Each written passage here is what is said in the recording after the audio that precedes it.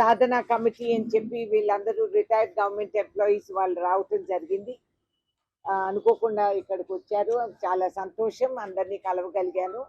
వాళ్ళ సమస్యలు కొన్ని ఉన్నాయని నా దృష్టికి తీసుకురావటం జరిగింది. చాలా శోచనీయం. దీంట్లో ఇంత డిలే ఎందుకు అయిందో నాకు తెలియదు. ఏదో కమ్యూనికేషన్ గ్యాప్ ఉండే ఉంటుంది.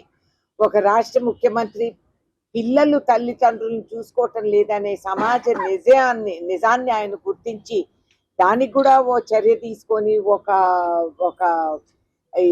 ఒక ప్రొసీజర్ పెడదామని చెప్పిన వారు తప్పకుండా మీ సమస్యను వారు స్పందిస్తారు.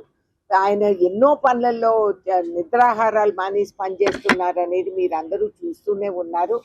తప్పకుండా మీ సమస్య వాళ్ళ వరకు ఆయన వరకు చేరేటట్టు నా బాధ్యత, మీ ఎలక్టెడ్ రిప్రజెంటేటివ్గా నా బాధ్యత అది ఆయన దృష్టికి తీసుకెళ్తే నాకు పూర్తి నమ్మకం.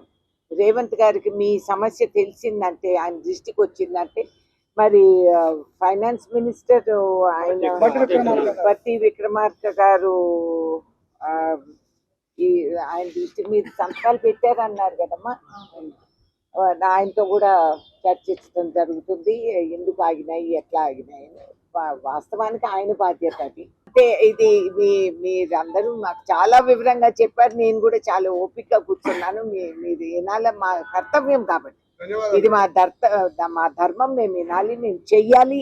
మీ నిధులు ఎక్కడికి పోవు, మీ వరకు చేరిచ్చేది నా బాధ్యత అని చెప్పి మీకు అందరికీ నేను హామీ ఇస్తున్నాను. ఇవాళ వీళ్ళు రిటైర్డ్ అయ్యి దాదాపు 2 సంవత్సరాలు అవుతుంది. ఇవాటి వరకు వాళ్ళ పైసలు ఇస్తలేరు, రిటైర్మెంట్ అయిన పైసలు. ఇప్పటికి 50 మంది చచ్చిపోయినారు. వేలాది మంది ఇవాళకి హాస్పిటల్లో ఉన్నారు. కాబట్టి ఇవాళకి మేము చలో అసెంబ్లీ చేసినాము. ఇవన్నీ చేసినా కానీ ఇవాళ ప్రభుత్వం వంగుతలేదు. కాబట్టి ఈరోజు నాయకుల ఇల్లు ముట్టడి చేయడంలో భాగంగా ఈరోజు రేణుకా చౌదరి గారి ఇల్లు ముట్టడి చేయడం జరిగింది. మరి రేపటి దినాన మేము సీఎం క్యాంప్ ఆఫీసులు కానీ, గవర్నర్ కార్యాలయం, రాజ్భవన్లు అన్ని కూడా ముట్టడి చేస్తాం వచ్చే రోజులల్లా. ఈ రోజు వాళ్ళ పైసలు వాళ్ళకి ఇవ్వాలి. ఈ రోజు వాళ్ళు ఏమైనా దాన ధర్మాలు అడుగుతారే, పథకాలు అడుగుతలేరు. ఈ రోజు కమిటెడ్ బడ్జెట్ అనేది ఉన్నది. ఈ రోజు కమిటెడ్ బడ్జెట్ లో తప్పించుకునే పరిస్థితిలో ఉండదు. ఈ రోజు మీరు ప్రభుత్వ వీళ్ళతోని రాజ్యాంగం ఒప్పందం చేసుకుంది, నువ్వు నౌకరెక్కినా కానీ చచ్చిపోయేదాకా మా బాధ్యత నాదని. ఈ రోజు రిటైర్డ్ అయిన తర్వాత నువ్వు ఎవరో నాకు తెలియదు అంటుండ్రు. బయట చిట్ ఫండ్లో అంటారు, చూసినావా?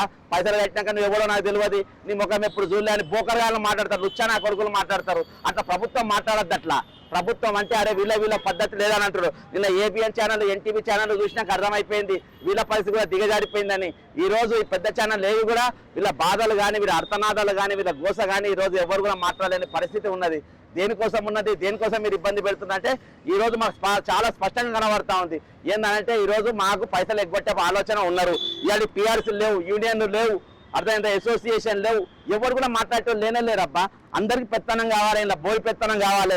క్యాలెండర్ ఓపెనింగ్ అంట, డైరీలో ఓపెనింగ్ అంటే అదే ప్రోగ్రామ్. అది క్యాలెండర్ ఓపెనింగ్.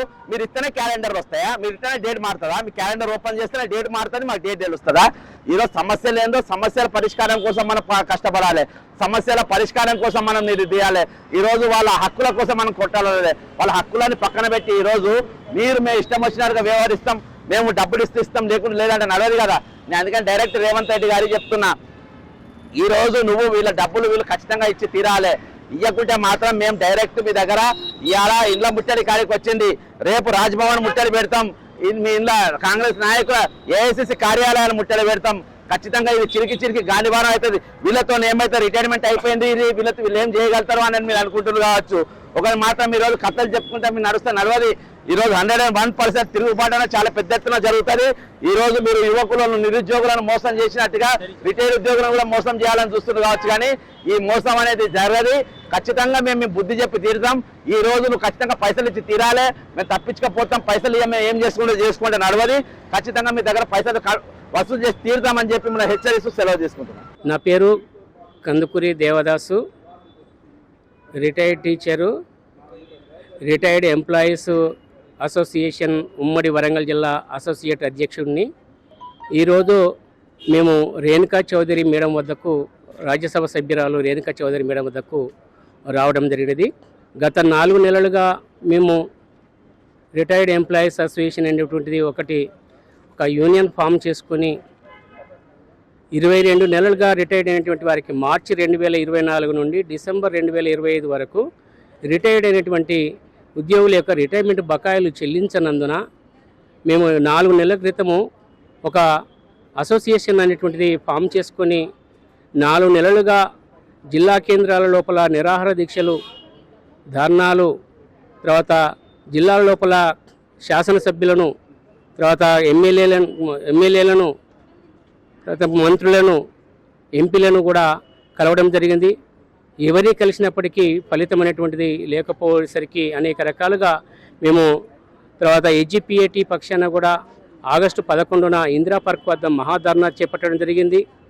అదేవిధంగా నవంబరు 17న కూడా మహాధర్నా ఇందిరా పార్క్ వద్ద చేపట్టడం జేఏసీ పక్షాన, ఎన్ఎస్ఎస్ జేఏసీ పక్షాన. తర్వాత మొన్న జనవరి 5వ తారీఖున కూడా మేము చెలో అసెంబ్లీ కార్యక్రమం అనేటువంటిది చేపట్టడం జరిగింది. ఇన్ని రకాలుగా కార్యక్రమాలు చేపడుతున్నప్పటికీ ఈ ప్రభుత్వం లోపల ఏమాత్రం చలనం అనేటువంటిది లేకపోవడం చేత తర్వాత మేము అదే పోరాట కార్యక్రమంలో భాగంగానే ఈరోజు రాజ్యసభ సభ్యురాలు రేణుకా చౌదరి మేడం వద్దకు వచ్చి మేము విన్నవించుకోవడం జరిగింది. మేము 22 నెలలుగా మాకు బకాయిలు రానందున ఈరోజు ఈరోజు పెద్ద ఎత్తున ఇక్కడికి రావడం జరిగింది. అయితే మాకు రావాల్సినటువంటి ఆ జీపీఎఫ్ అనేటువంటిది న్యాయంగా రావాల్సినటువంటి జీపీఎఫ్ కానీ, తర్వాత కమిటేషను, గ్రాట్యుటీ, సరెండర్ లీవులు, తర్వాత పిఆర్సీ 2020 ఏరియర్స్, తర్వాత డిఏ ఏరియర్స్, తర్వాత ఇవన్నీ కూడా మాకు న్యాయంగా రావాల్సినటువంటి యొక్క డబ్బులను మాకు ఇవ్వకుండా ప్రభుత్వం అనేటువంటిది మా యొక్క నిధులన్నింటిని కూడా తప్పుదారి పట్టిస్తూ తర్వాత మమ్మల్ని ఈ విధంగా అనేక ఇబ్బందులకు గురి చేయడం న్యాయమైనటువంటి సరైన విధానం కాదు. అయితే మేము రిటైర్డ్ అయ్యేందుకు ముందు అనేక రకాలైనటువంటి ప్రణాళికలు ఏర్పాటు చేసుకుంటాం. రిటైర్డ్ అయినట్లయితే మా వచ్చేటువంటి డబ్బులతోటి మా పిల్లల యొక్క పెంజిలు చేసుకుందామని, తర్వాత ఒక ఇల్లు కట్టుకుంటామని, ఇల్లు ఆల్రెడీ కట్టుకున్నట్లయితే ఇంటికి చెల్లించాల్సినటువంటి అప్పులను కూడా చెల్లించడము, తర్వాత బ్యాంక్ ఈఎంఐలు కట్టడం కొరకు, తర్వాత ఇక పిల్లలు నిరుద్యోగులుగా ఉన్నట్లయితే వారికి ఇంత అమౌంట్ ఇచ్చి వారిని ఏదో ఒక వారికి ఉపాధి కల్పించే విధంగా మేము ఏర్పాట్లు చేసుకుంటాము. కానీ ఈరోజు బకాయిలు రానందున మేము అనేక రకాలైన విధంగా ప్రతి ఒక్కరు కూడా అప్పుల పాలవుతున్నాం. ప్రతి ఒక్కరు కూడా అప్పుల ఊబిలోకి పోవడం జరుగుతున్నది. ఈ విధంగా ప్రతి ఒక్కరు కూడా ఈ రిటైర్మెంట్ బకాయిలు రానందున రాష్ట్ర వ్యాప్తంగా ఇప్పటి వరకు 45 మంది రిటైర్డ్ ఉద్యోగులు చనిపోయినప్పటికీ కూడా ఈ ప్రభుత్వము ఏమాత్రం కనికరించడం లేదు. ఈ విధంగా కనికరించకుండా మాకు రావాల్సినటువంటి బకాయిలను చెల్లించకుండా ప్రభుత్వము మేము 700 కోట్ల అనేటువంటిది ఇస్తున్నాము అని చెప్పి అంటున్నారు. కానీ ఆ ఇచ్చేటువంటి 700 కోట్లు అనేటువంటివి కూడా మాకు రిటైర్డ్ అయినటువంటి వారికి రావడం లేదు.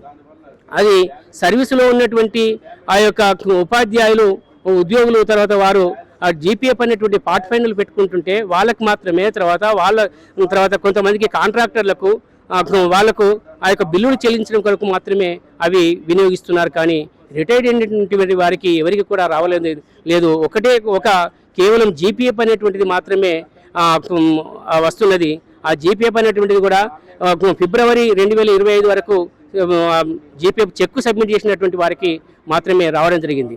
ఇదే విధంగా చూసినట్లయితే, ఈ విధంగా ఉన్నట్లయితే మాకు ఇంకా రావాల్సినటువంటి జీపీఎఫ్ రావాల్సినటువంటి వారికి ఇప్పుడు రిటైర్డ్ అయినటువంటి 2 సంవత్సరాల క్రితం రిటైర్ అయినటువంటి వారికి జీపీఎఫ్ అనేటువంటిది ఎప్పుడు వస్తుంది అనేటువంటిది ఏ విధంగా ప్రభుత్వము మాకు ఒక హామీ ఇవ్వాలనేటువంటిది. తర్వాత అదేవిధంగా ఇంకొకటి అయితే ఈ విధంగా చూసినట్లయితే మాకు ఇంకా 3 సంవత్సరాలైనా కానీ మాకు చెల్లించాల్సినటువంటి బకాయిలు చెల్లించలేరు. కాబట్టి ప్రభుత్వము మాకు న్యాయంగా రావాల్సినటువంటి మా యొక్క పెండింగ్ బిల్స్ అన్నింటినీ కూడా ఆ బకాయిలు అనేటువంటి రిటైర్మెంట్ బకాయిలు అన్నింటినీ కూడా వెంటనే మాకు చెల్లించాలని ఈరోజు ప్రభుత్వాన్ని మేము డిమాండ్ చేస్తున్నాము. తర్వాత ముఖ్యమంత్రి గారు కూడా మా ఆవేదనను అర్థం చేసుకుని మాకు రావాల్సినటువంటి రిటైర్మెంట్ బకాయిలు అన్నింటినీ కూడా వెంటనే విడుదల చేయాలని నేను ప్రభుత్వాన్ని కోరుతున్నాను.